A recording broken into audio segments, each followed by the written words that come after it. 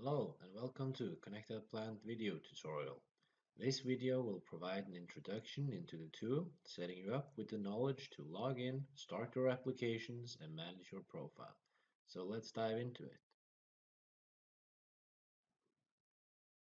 As a newly registered user, the first thing you will notice is an email that has been sent to you after your sponsoring company has added you. This email includes your login details that will be changed during the first login. The email does also contain a link to the connected plant environment that you will need to use every time you are logging into the system. You may already also have received additional emails confirming the qualifications of what systems you have been granted access to. Press the link to go to the login screen.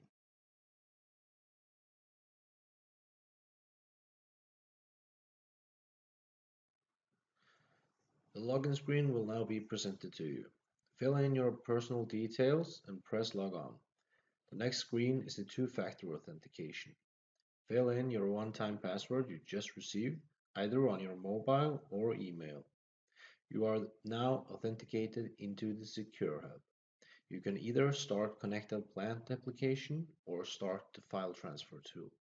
For this demonstration, we'll press the Connected Plant icon.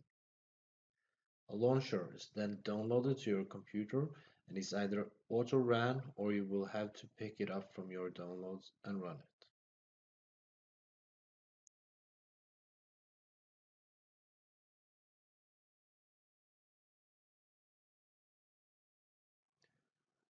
After being successfully logged into the system, you will see a page that contains all the applications you are qualified for.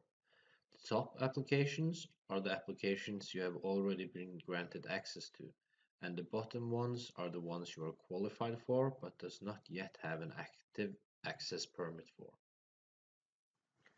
By choosing the access permits from the top menu, you will see My Access Permits where you can track and manage your access permits. Selecting the Profile menu will provide you with an overview of what systems you are qualified for. You can either change your profile, reset your secret, or reset your personal password.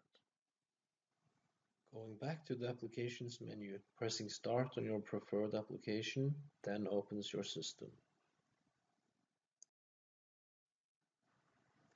This concludes the introduction video. For more information on how to use file transfers and request work permits, please watch our more in-depth training material. We hope this introductional video has been informative. Good luck and thank you for watching this tutorial.